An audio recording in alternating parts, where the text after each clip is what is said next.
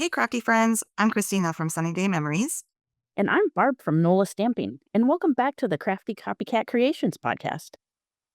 This is the podcast where we take one shared creative idea and each put our own spin on it. Sometimes our projects look really similar. And sometimes they go in completely different directions, but that's what makes it fun.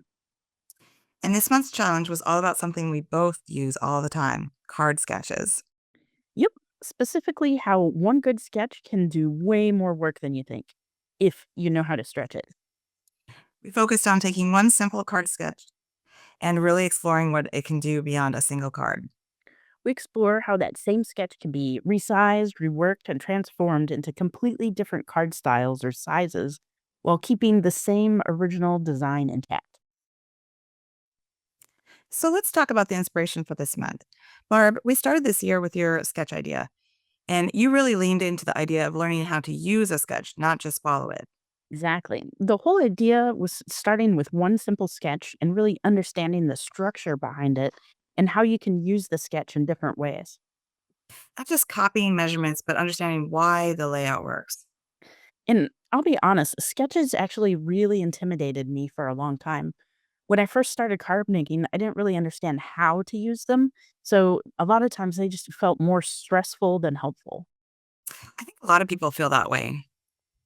So once I realized that sketch is really just a guide for like balance and placement, not a set of strict rules, it completely changed how I use sketches. And so that's what inspired this month's challenge. And that's what you focused on in your three projects for this month. Yep. I started with the original A2 card sketch, and then I showed how to turn that same sketch into a 5x7 greeting card, and then finally how to resize it into a slimline card that's 8.5 inches by 3.5 inches, all without reinventing the wheel every single time. And all of those are using the same basic design idea. Same sketch, different sizes, same visual flow. All right, now we're really getting into the heart of this month's challenge our projects and how we worked from the same sketch in completely different ways. And before we jump into the details, I think it's important to talk about why sketches are such a valuable tool in the first place. So let's take away that blank page feeling. Instead of staring at a pile of supplies and not knowing where to start, you have a clear foundation to build on. Exactly. And once you understand that foundation, a sketch becomes something you can rely on and not something that like limits you. So for my projects, I really wanted to explore what happens after you understand the sketch. I took the structure and focused on bringing it into life. That really came through. I loved your first project and how it was so interactive. I treated the sketches more than just black and white lines. By adding layers, texture, and interactive elements, the sketch became something you could feel and experience, not just see. Your projects really showed how much personality a sketch can have too. I also wanted to show that once the layout is handled, you're free to play. The sketch gives you balance, and then the creativity comes from how you embellish and build on that. So that's where my projects sort of fit in. I focused on laying the groundwork, like how you actually use a sketch and trust it to create cards that are just really amazing. You did. I like how you use the same paper pack throughout the three tutorials, so it's easy to see how the sketch worked from each different size. I just kind of wanted to show how if you understand the structure behind the sketch, you can resize it just with confidence. So that's why I use the same sketch for an A2 card, which is 4.25 by 5.5, a 5x7 greeting card, and a 8.5 inch by 3.5 inch slimline card. And I liked how in your first one you tried out different papers, and while the layout was the same, it felt totally different. Yeah, that design stays the same, but each card feels different based on just the choices you make.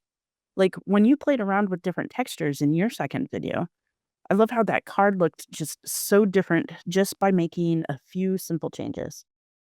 It's such a good example of how one sketch can support totally different creative approaches. And honestly, that's really the takeaway.